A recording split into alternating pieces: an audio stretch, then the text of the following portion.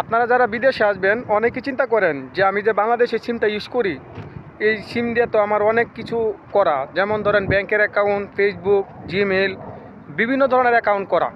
এখন আমি বিদেশে যাওয়ার পরে তো এই সিমটা আপনার নষ্ট হয়ে যাবে, বা আমি ওই সিমে তো আমার নেটওয়ার্ক পাবে না।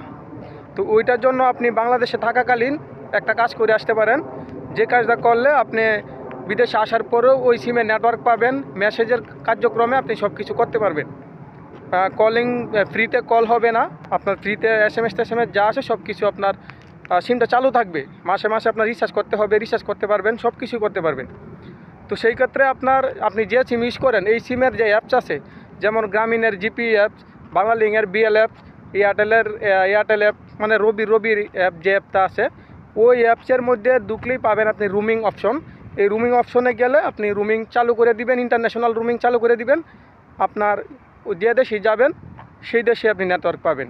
আর এই নেটওয়ার্ক পাওয়ার পরে আপনি 3 মাস অন্তর অন্তর একটা রিচার্জ করবেন। আর আপনার ব্যাংকিং বলেন, জিমেল, ফেসবুক, যে এসএমএসের দরকার, এই এসএমএসের ওটিপি কানেকশান সব কিছু আপনার চলমান থাকবে, শুধুমাত্র কথা বলতে পারবেন না। তো যারা এরকম সমস্যায় ভুগতেছেন, আশা করি আমার ভিডিওটা দেখে ক্লিয়ার হয়ে যাবেন। ধন্যবাদ।